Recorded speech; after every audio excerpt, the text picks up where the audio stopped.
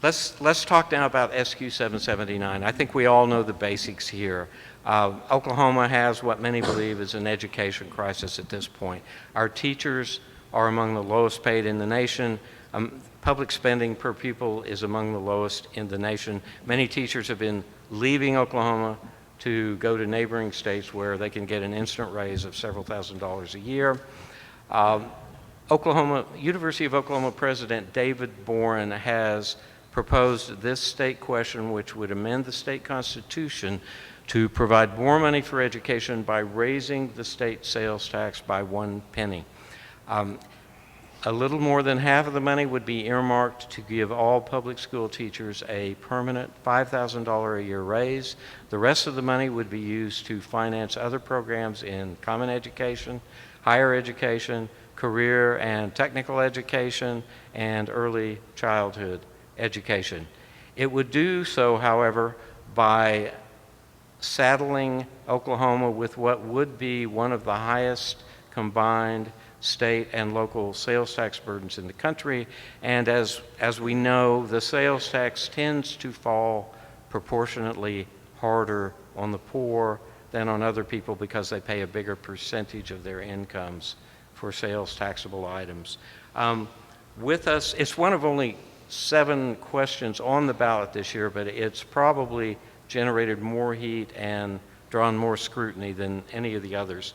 With us tonight to examine the pros and cons of SQ 779 are 2 seasoned public policy advocates who also formerly were legislative insiders.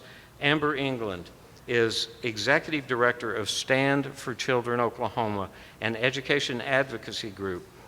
Before that, however, she spent several years working for the communications arm of the Oklahoma State Senate, primarily for the leadership staff on that side of the aisle. Dave Bond is Chief Executive Officer of OCPA Impact, which is another nonpartisan advocacy group that's allied closely with the Oklahoma Council of Public Affairs in Oklahoma City. At some point in a previous life, Dave worked on the House side of the aisle in the legislature, working for the Republican caucus of the Oklahoma House of Representatives. So both of them have seen these issues from the inside and the out, and are familiar with what the legislature has done in the past and also what it has not done in the past. Amber, let's start with you in a nutshell of, I don't know, a minute or so. What can you tell us about why you support this educational tax? Sure. My name is Amber England, and I'm really excited to be here tonight to tell you exactly why I'm supporting State Question 779. It is an issue that's very personal to me. I come from a family of educators. When I was 5 years old, my parents got divorced. My mom had never worked outside the home and had no formal training beyond high school. She made the decision to go back to school. That decision changed the trajectory of my life. It lifted our family out of poverty. So why am I for State Question 779? Because I know that every child deserves the same opportunity that I had. And mostly because I think about children like Daxon, who lives in Roland, Oklahoma. Daxon's a junior at Roland High School. He's a champion debater. When he was in elementary school, he had a teacher that really lit a spark inside him, had a passion for reading and literature, and really taught him what it meant to be a debater. Because Roland is so close to the border of Arkansas, that teacher left, took the 15-minute commute to go across the border to Arkansas for better pay. Daxon's not old enough to vote. He's not going to be old enough to vote in November. But he's volunteering on this campaign and sharing his story everywhere he can. And he's doing so because he's worried about his little brother, Judson, who's a first grader in Roland. Because Daxon worries what happens to Judson if other teachers, like his favorite teacher, leaves to go to Arkansas or Kansas or Missouri or Texas or Colorado or any other state that borders us for better pay. That's why I'm supporting State Question 779, because I know it is the best way to make certain that all children have equal access to a great education.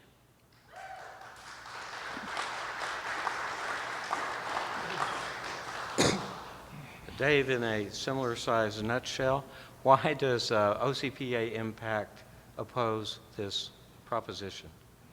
Thank you. I think the main thing we want to make sure folks are thinking through on this is not whether or not it's time for teachers in Oklahoma to get a pay raise. It's well past time for public school teachers in Oklahoma to get a pay raise. $5,000 is a nice start. Some teachers, it needs to be even higher than that. We spent most of the legislative session lobbying for a teacher pay raise for that reason. Our concern is doing so by increasing the sales tax burden on working Oklahomans and working Oklahoma families to the highest in the country is not the right way to go about it, and it's actually unnecessary. This would, as Warren said, lift our combined state and local sales tax burden to the highest permanent sales tax burden of any state in America. That's real. That we would really be number one in the sales taxes that we charge everyday working Oklahomans on everyday purchases, groceries, clothing, tools, you name it. It would be an average per household tax increase around the state of roughly $420 a year. I mean, how many trips to the grocery store is that for your family? Probably quite a few, depending on how many boy children you have in the home, and then maybe it's, who knows. But I mean, these are the real dynamics here. The proponents of this tax increase say the estimate for what it's going to bring in each year is $615 million. To do a $5,000 teacher pay raise for every classroom teacher in Oklahoma public schools statewide only costs about $245 million. That's including the benefits multiplier that the State Department of Ed uses for every dollar of teacher salary. That's less than half what this tax is expected to bring in. At a bare minimum, over 40% of the money from this tax increase that would make working Oklahoma families pay the highest sales tax burden in the country would be pre-dedicated to stuff besides teacher salaries. I don't think there's anybody in this room who doesn't want to see teachers get a pay raise. I think there's overwhelming consensus statewide on that. We are concerned about, in an economic climate like this, when over 30,000 Oklahomans have lost work in the past 2 years alone, just in the oil and gas sector and the manufacturing sector, is that a good time for a tax increase of this magnitude? We would say there's probably never a good time for a tax increase of this magnitude, but with economic conditions what they are in Oklahoma today, that's particularly the case. So Dave, if I hear you correctly, you're saying OCPA supports teacher pay raises, but thinks there are better ways to come up with the money to do it. Yet for year after year after year, the Oklahoma legislature has not done the kinds of things that OCPA has advocated to shore up education funding. Why should education supporters expect that cycle to change if this state question is defeated? You know, in this past legislative session, this past spring at the state capitol, we were, for better or worse, the only group lobbying for a teacher pay raise. Other groups had lobbied for it in the past. I don't want to try to pretend that nobody's ever said we need a teacher pay raise before. But this past session, we were the only group doing so. We had a list, a menu of sorts of over $750 million worth of non-essential or inefficient state government spending that, if the legislature had addressed that, could have been shifted to a teacher salary increase so that working Oklahomans wouldn't have to pay the highest sales tax in the country. One of the high points on there, one of the biggest dollar items, I suppose, is the nearly $200 million that the state government in Oklahoma, with your tax money, is expected to pay out this calendar year for foreign and out-of-state wind companies. You know, when oil's at $100 a barrel, maybe it's okay to try to do both of those things at the same time. But when oil's well under $50 a barrel, when lots of people are out of work around the state, just like a family, state government in Oklahoma has to prioritize. And there is not another issue that Oklahoma voters and citizens and taxpayers care about their government doing in this state more than keeping good teachers in the classroom. That is priority number one. When you poll folks, regardless of party, regardless of where in the state they're from, that is priority number one. And you're right, it's not being done. I do believe that if this does not pass in November, and it's polling well now, we'll know soon enough. But if it doesn't, and there's the opportunity in the coming legislative session to fix this problem, I think if those groups and individuals who all believe the teacher pay raise needs to happen, but who also all believe that the highest sales tax in the country on working Oklahoma families is a bad idea, that's a critical mass that would be impossible for the legislature to ignore. Amber, the other day, Wayne Green of the Tulsa World wrote a fascinating op-ed column in which he posed this what I thought was a very provocative question. Should we, in his words, take the wrong tax for the right reason or hold out for a better tax, suspecting it will never arrive? Your group supports SQ 779. What do you tell people who want to do the right thing for Oklahoma's educators and school children, but feel like this tax would take too much money from people who can afford to pay at least? I would say, are you okay with being last in the nation in what we spend to educate our children and what we pay our teachers? Forever, we could say, thank God for Mississippi. We can't say that anymore. Now Mississippi's saying, thank God for Oklahoma. It is beyond time. We have waited for a solution from the legislature year after year. It has not arrived. This is an opportunity for Oklahomans to come together to solve this education crisis without the politicians being able to touch it, because there is accountability that keeps that constitutionally protected long term, so that legislature cannot divert this funds to other areas of state government. And the people are tired of waiting, and this is the solution brought by the people. Over 300,000 Oklahomans signed these petitions, the largest and fastest signature gathering in state history. I think the people have spoken, and we'll hear in November that they want this solution. If it passes, how will we know if it's working? What will change? I think we'll see that teachers are staying in Oklahoma. They're not taking the 15-minute commute to Arkansas or going to Texas. This is a start. This is a step in the right direction. We have to continue to hold legislators accountable, but this sends a strong message to our legislature that we care about our public schools, so much so that we believe in investing in our public schools. And it's long past time that we send that message to the folks at 23rd and Lincoln. I've got more questions, but I'd like to give people the opportunity to ask questions if they're interested. Do we have anyone who would? My name is Robert Job, and I gladly start this discussion. I've been an educator for a long time, and like the young lady just said, is we've had this commitment forever, but we've never funded it.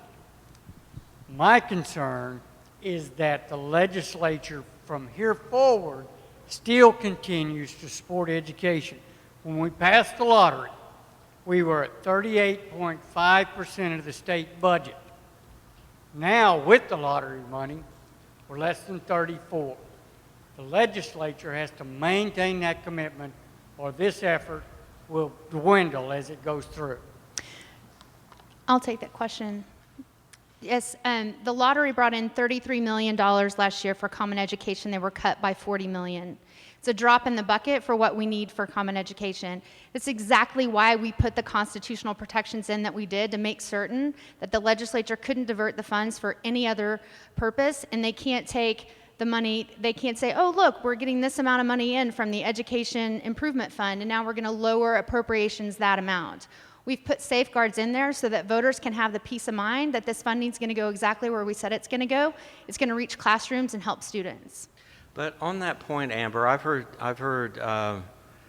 people say, I think I read this in the Oklahoma Policy Institute analysis of the state question, that fail-safe language that's in there is not ironclad, that over a period of time it wouldn't necessarily stop the legislature from continuing to cut taxes in other areas, and ultimately, so I mean, can you assure people that if this were to pass, it wouldn't just be used as an excuse by the legislature to reduce funding? I want to be clear that this is an education funding initiative. This is not an overall tax reform issue. We can't tackle more than one subject in an issue. So what we've done is put together the strongest package possible to fund public schools, to make sure that there is a constitutionally protected funding that the legislature cannot divert this education funding initiative funding away, and that it reaches classrooms and helps students. And additionally, it sends a strong message to our legislature when the Oklahomans overwhelmingly vote in November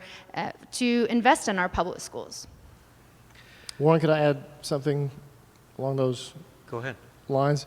I do think it's important that as we're having this statewide conversation about whether or not to do this tax increase to provide funding for a host of areas related to education, that we are looking at more than just what the state legislature appropriates. That amount for education has gone up and down in recent years for a variety of factors.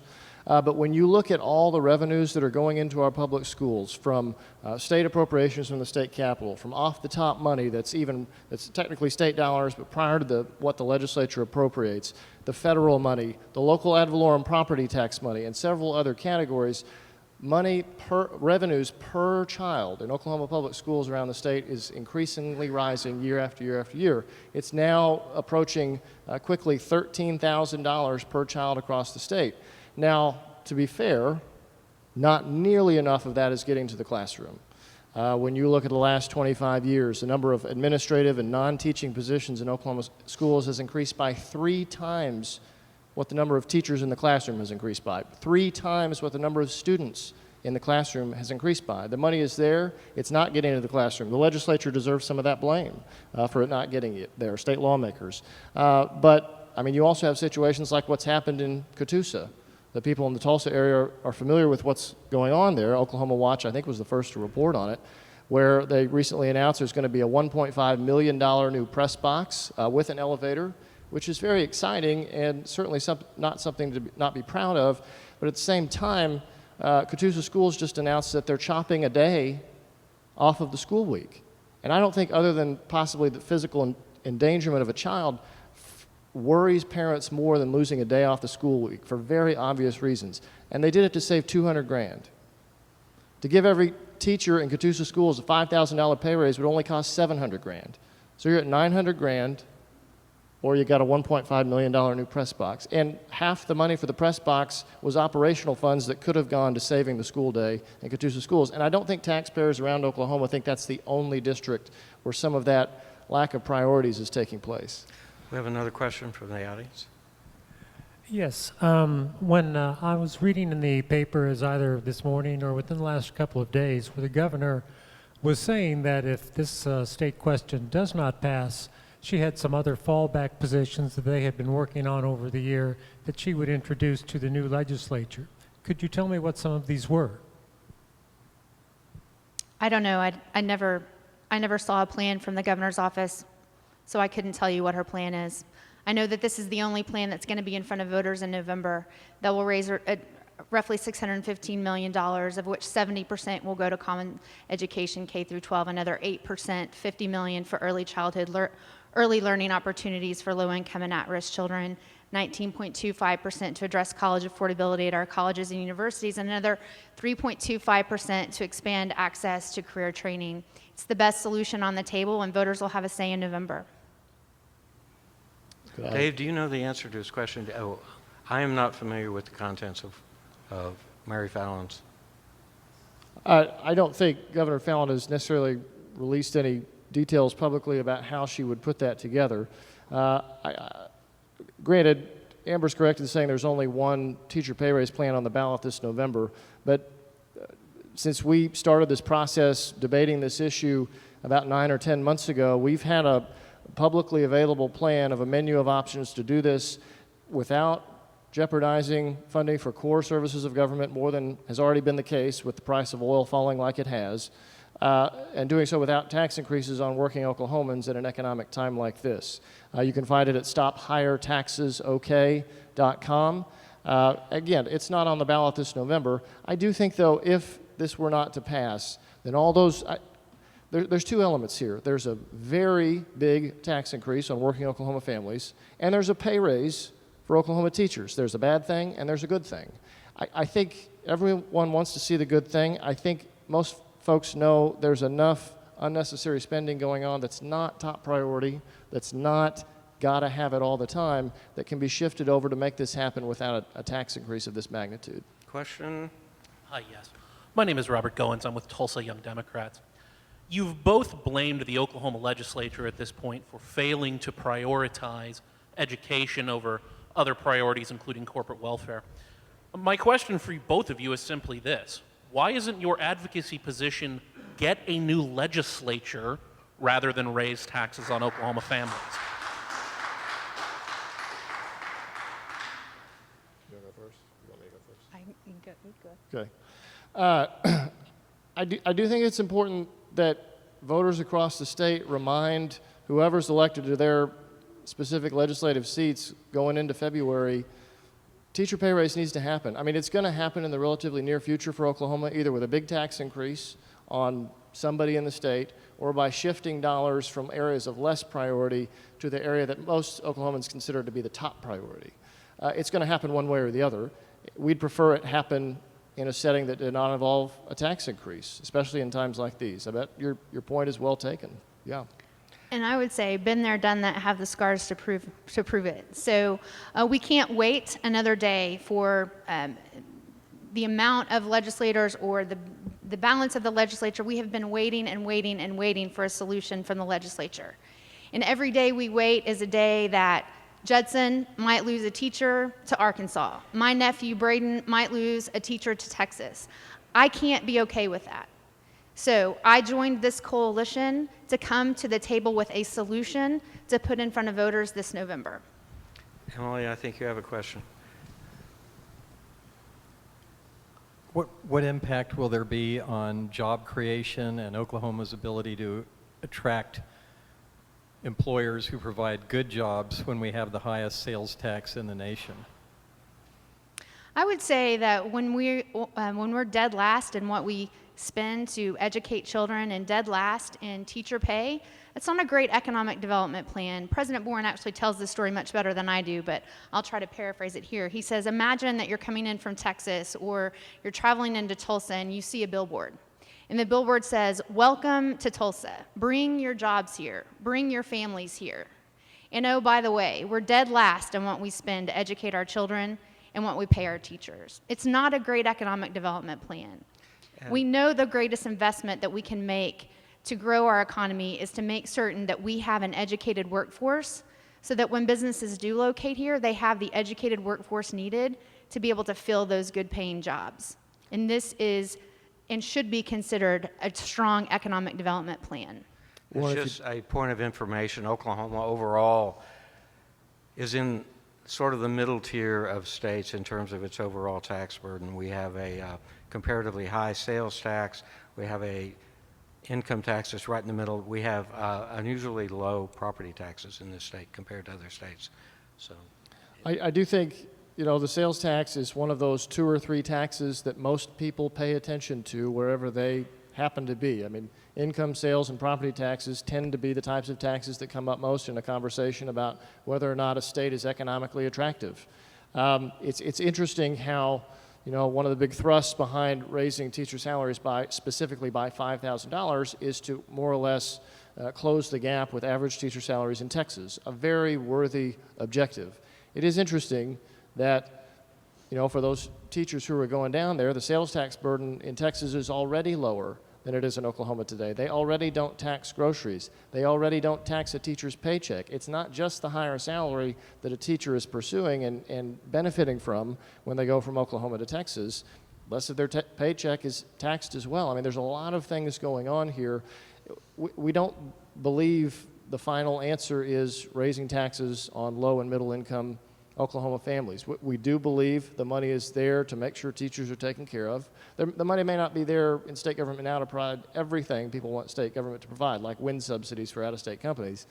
But it is there to take care of priorities. And I think if you have a critical mass of groups focusing on the teacher pay raise, not on what tax do we want to increase to pay for it, I think that's a more productive conversation for our state. Evie, there's a question there. Hi, my name's Shauna, and first of all, I'm the mother of a 4th grader and a 6th grader, and then secondly, I'm a teacher, and I'm a teacher's kid. And I have a question, and I want to give a little bit of personal context. I've interned at our state capitol when the lottery happened, so I watched them break it apart deliberately. which they could because it's statutory. So I'm glad this is constitutional and they can't touch it. But I hear you say things like unnecessary. Well, we know it's what the people want, but the money's there to fund priorities. My children are a priority. I know changing the legislature is the dream, but my kids can't wait. You talked about oil, and this is some of the context I want to bring to my question. When oil was high, the legislature misused and misspent the money, and we still got nothing. So I don't think that's a good reason. And I don't want this pie-in-the-sky Governor Fallon's plan that nobody knows because she doesn't have one. So my question is, if not this, specifically, realistically, what? And if not now, when? Because I am tired of waiting for my kids.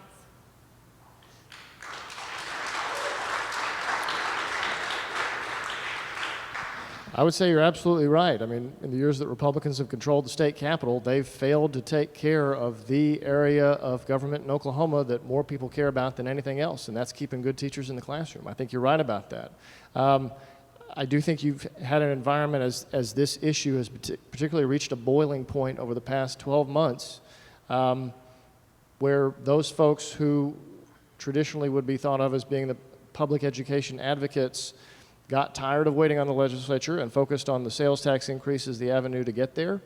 I think that's unfortunate. It's somewhat understandable because of the Republican majorities just for whatever reason not getting it done on the issue that people care about the most.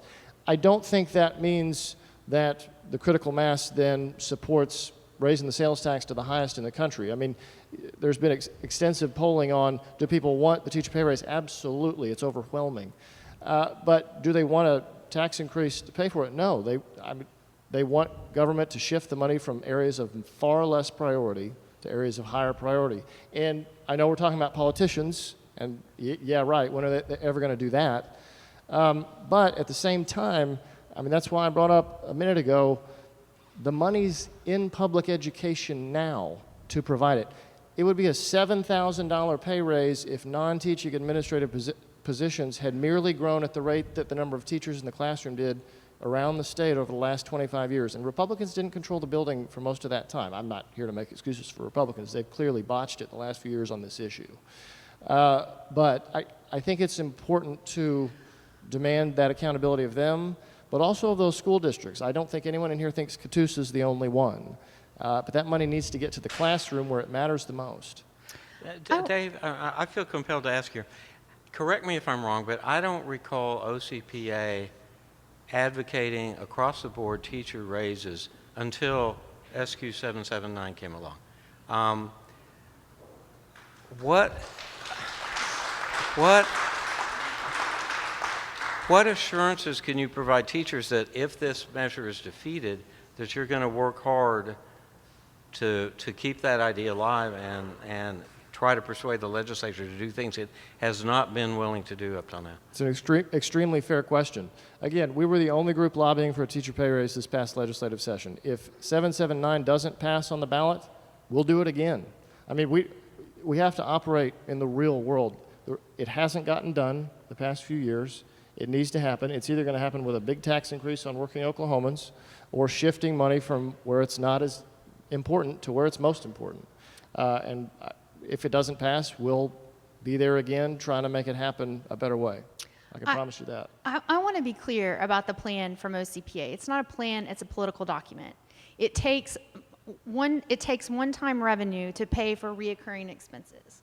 So I just want to have a little bit of intellectual honesty here about the plan that's being raised here.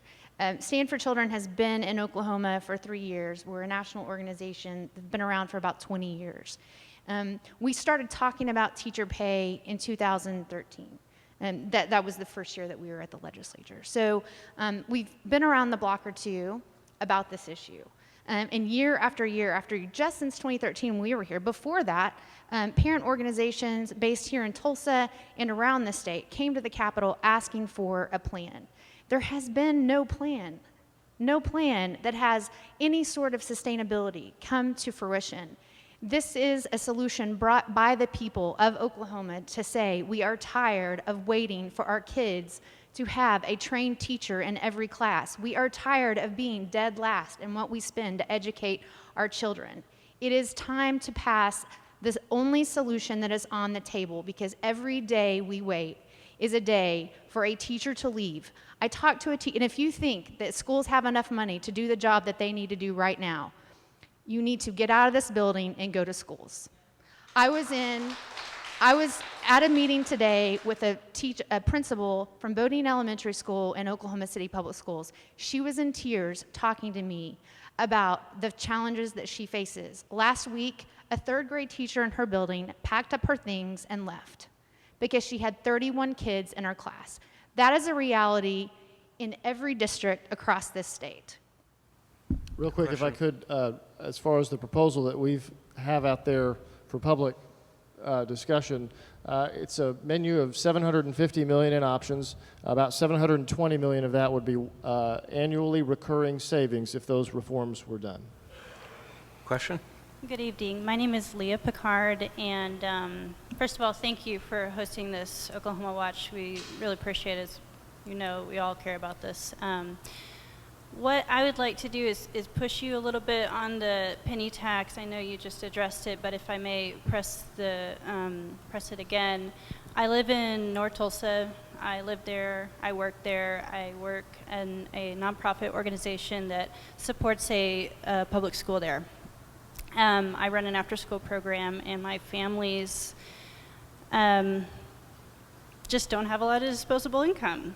So when I think about a tax on a sales tax, my mind immediately goes to the mothers who are already working 2 jobs. So when you think about it percentage-wise, it's already taking up more of a percentage of I call them my families, the families who I work for, their income. So, and let me just say, I totally get it. I have children in the school system. I work in Hawthorne. We've been there when actually as a 3rd grade teacher walked out and left the other 3rd grade teacher with 60 kids. And she was literally running across the hall trying to balance these 2 classrooms. So I'm not negating the need. I'm just saying, is this the most just way to achieve our goal of paying teachers what they need to be paid to educate our children? I would say the most regressive thing that we can do to a child is leave a child who's trapped in poverty in a poorly resourced school. I was with Pastor Ray Owens in North Tulsa just last week, 2 weeks ago now. He told a story of a child who had 4 teachers in the same year. 4 teachers. Yet we expect these children to be reading on grade level by the end of 3rd grade, having 4 teachers in the same year. So it's time for a solution. I told my personal story earlier today about how my mom going back to college actually changed the trajectory of my life and lifted my family out of poverty. If you had told my mom that if she could pay $90 to make certain that I had a good education, she would have done it in a heartbeat, because she knows the power of public education and the power of education to lift families out of poverty. Is this a perfect solution? No, but if we wait for a perfect solution, we'll be waiting and we'll lose a generation of kids while doing so. But is there going to be transparency in the allocation? Because as it is now, North Tulsa schools only produced a total of 12 college ready, and I'm not talking percent, 12 African Americans. Okay, so when I look at that, and if anybody wants that data, get my email address because it's there. My husband, who's a Harvard grad, disaggregated the data, and the schools are failing North Tulsans. So I'm not confident that funds are going to get allocated justly, even if it's just kind of insult to injury, right? Because when you tax the poverty, the poorest people in our community, it's taking more of a percentage of their income, so in that sense they're paying more.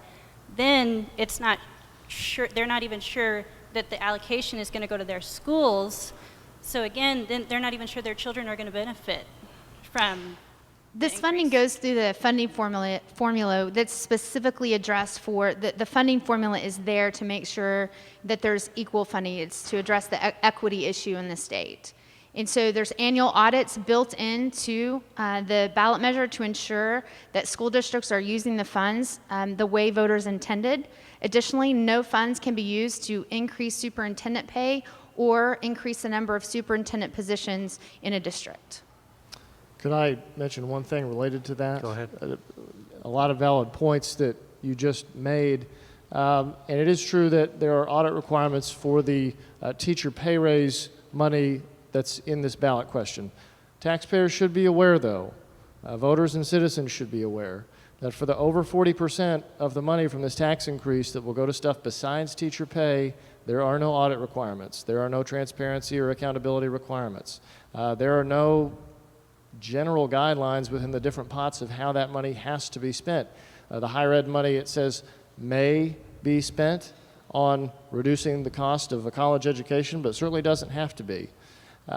So there is some lack of transparency and accountability for a big chunk of this tax increase and how the dollars will be used. Question? Stan. Okay. I have a couple of things. One, you keep talking about OCPA being the only organization that lobbied for teacher raises last year, and I just wonder if you've ever heard of a little group called the Oklahoma Education Association, which lobbies for teacher raises every year. So, you know, just wondering about that. Also, everyone's so concerned about the poor. Does anybody realize that teachers are the poor? And that if you raise the salaries of 40,000 people in the state, that's going to lift a whole lot of votes? Teachers are the poor. Their kids qualify for free and reduced lunch. You know, when you talk about the poor, they're not separate from the teachers. They are the teachers.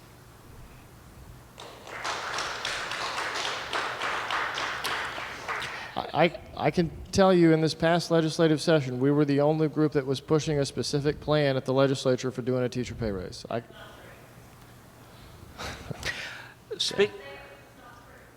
Now, speaking of the poor, there are things in theory that the legislature could do to mitigate the impact of any sales tax increase or the sales tax in general on the poor. For example, exempting groceries. Have either of you advocated any of those things? Do you think if this passed that there are things the legislature could do to make that burden somewhat less for those who are at least able to pay for it? I absolutely think there are things that the legislature can do. We have a revenue problem in the state, and we probably need to tackle overall tax reform. But we're talking about an education investment issue tonight and why we need to make certain that we are giving teachers a $5,000 pay raise.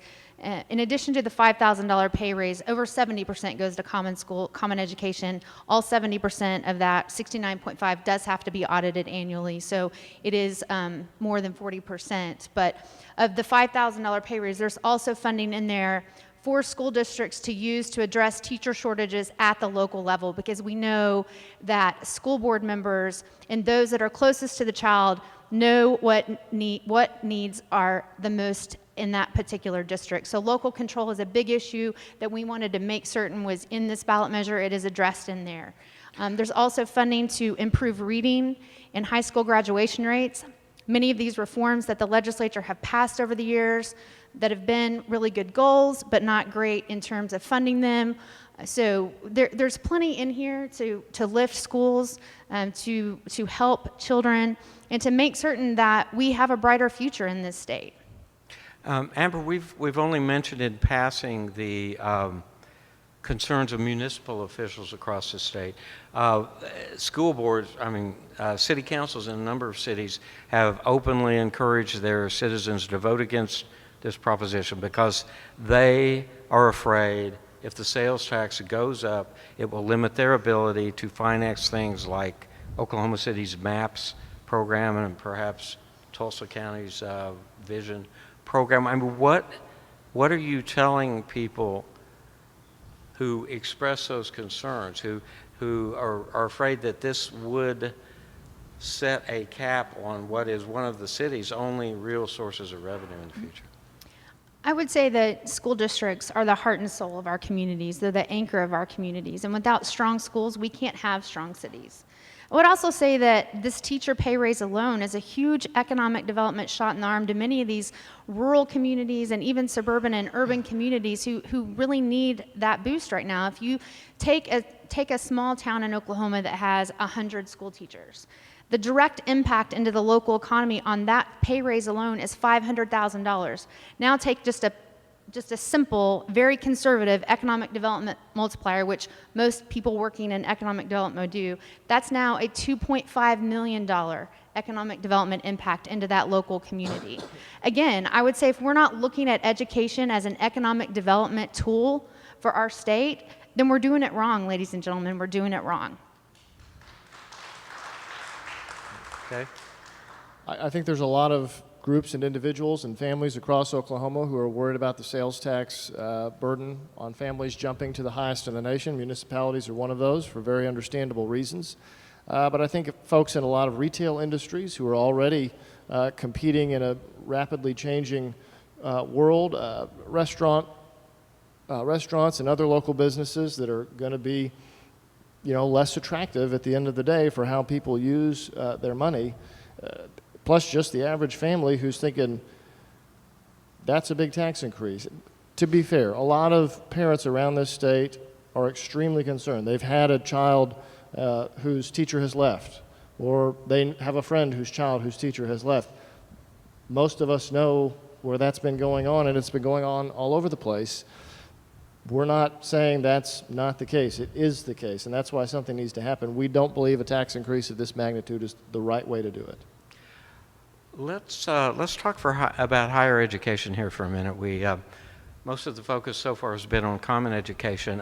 A portion of these revenues would be dedicated to higher education.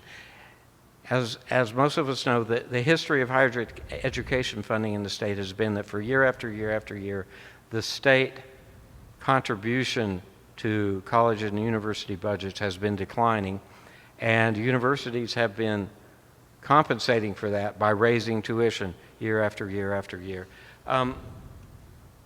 Amber, is there any reason to think that if this passes, that cycle won't just continue?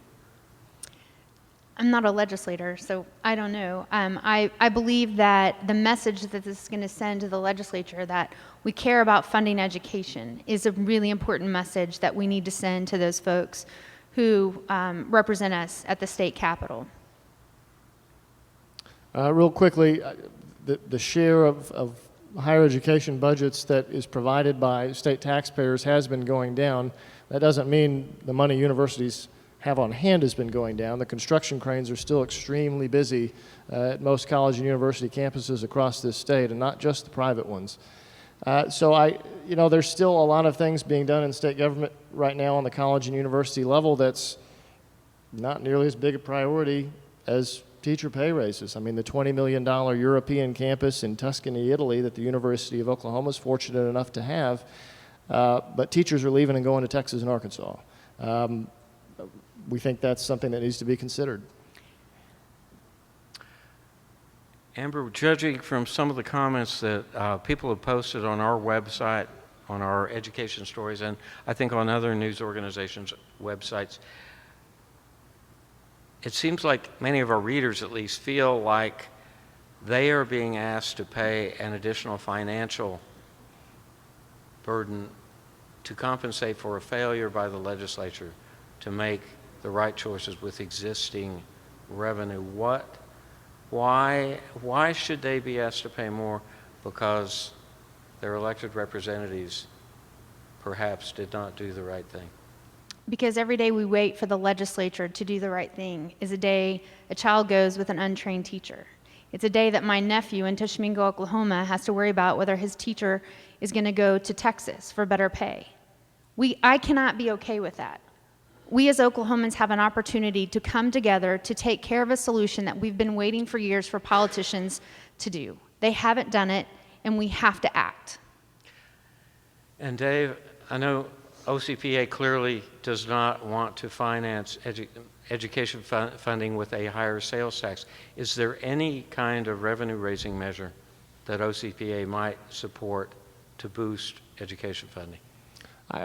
Absolutely. Some of the stuff on our menu of options is just that. I mean, the subsidies for foreign and out-of-state wind companies is nearly the total what it would do, what it would require to do the teacher pay raise without a tax increase. $200 million expected this calendar year alone, and it's only expected to increase in the future. We've got about 20 different things on our menu of options that anyone can find online. Most of it's very much reoccurring year after year savings, which is what a teacher pay raise is going to need. If the legislature still seems inclined to make additional cuts in the state income tax, is OCPA going to endorse those? Yeah. Okay. So you don't see any linkage between reduced income tax rates and squeezed education funding? I mean, that's taking the conversation in a different direction, but we can, that's fine. I mean, from our perspective, the point of reducing income taxes is to bring more taxpayers to the state. I mean, basically the Walmart effect, where Walmart wins on volume. And right now in America, states are winning or losing largely on the volume of taxpayers that are coming in versus going out. And to us, that's the main reason to keep reducing the income taxes, to bring more taxpayers in than we are losing, which makes it relatively easier then compared to another state's position to keep a teacher in the classroom, to pave a mile of road, to maintain a cell in a correctional facility. So that's how we would see that. Another question? Hi, my name is Jennifer. I'm a teacher here in Tulsa Public Schools, and I just need something clarified. I'm not really sure who the question's for. I keep hearing people say that this impacts the poor the most. And I'm not an idiot, so I know that it's the higher percent of my income. But what I don't understand is when I go buy a case of ramen, with the $50 I get to maybe spend on groceries this month, the 50 cents isn't going to bother me a bit. Not one bit. I am the poor in Oklahoma. I don't understand how you continue to say it impacts us the most. We don't have any money to spend. What I make up for in groceries is from food pantries. And I've been teaching 13 years in this state. So it's not going to impact me, except for the raise, of course, and maybe then I can quit begging for food. Can anybody clarify how that's going to impact the poor more than somebody, say, buying a Lexus? I can go first. I don't know that we're necessarily saying, I mean, some other folks have said it particularly targets the poor. Our thought is it targets every family in the state.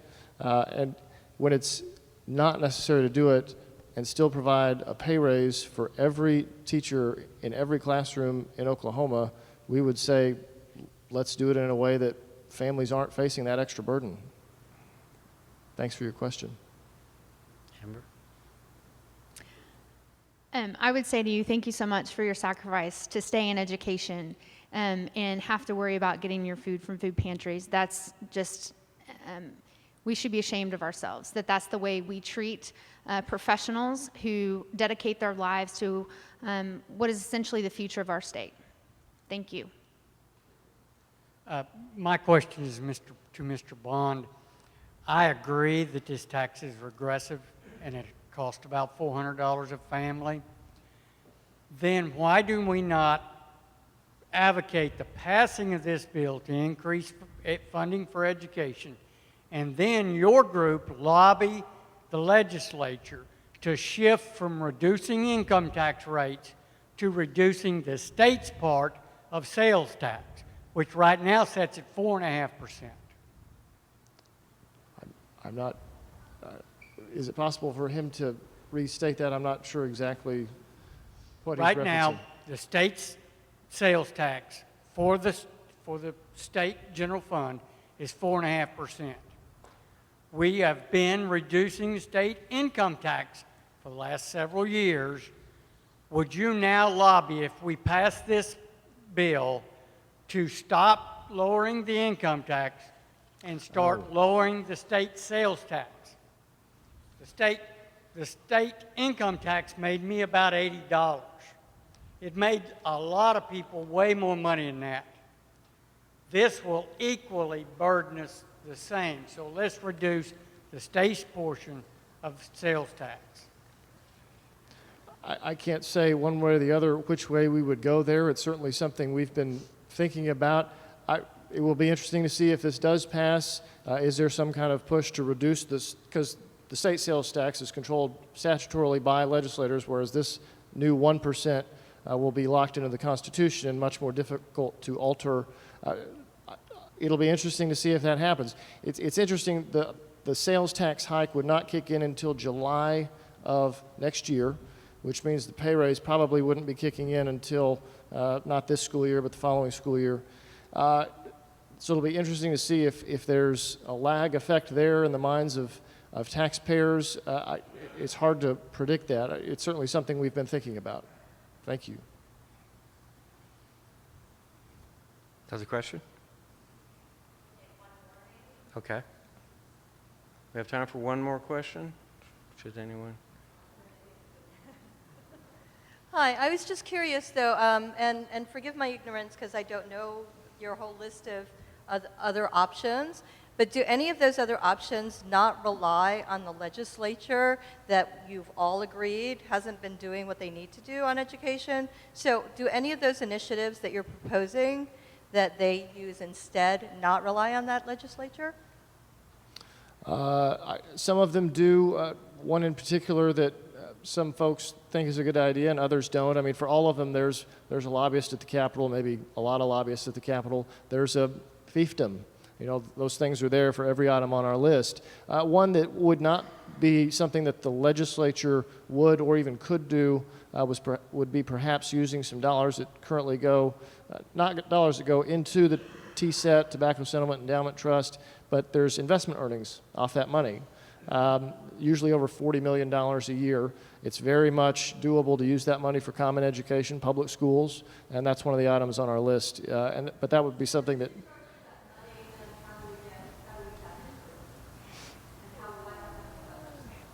I think just like the legislature needs to feel more pressure that they need to get off high center and do something to keep good teachers in Oklahoma, that would be something that TSET in particular would have to do on that deal. And I think if the heat is turned up high enough on the legislature to do it, other state government agencies would acknowledge that the time is now. It's not time to wait. I mean, Amber's right about that. It's not time to wait for a teacher pay raise. It's time to get something done. Question? One more. The TSET funds go primarily for healthcare, and healthcare hospitals, physicians have had greater declines in income, or as great a decline as any other industry or department in Oklahoma. We are losing hospitals, we are losing physicians. If you take it from TSET, then somebody's going to suffer elsewhere. This comes back to my point of there isn't any group that's willing to give up money. I mean, everybody's been cut. So we're going to have to go above and beyond and have some kind of, we're all going to have to sacrifice somehow if we're going to increase or improve our education. So you're not going to find other funds that are readily available where people are willing to give it up without a fight. Let's just dig down into our sales tax, increase the sales tax, and help our state education and our students. I believe that's a wonderful closing point. We've reached the end of our time limit, I believe. Please give Amber and Dave a round of applause for their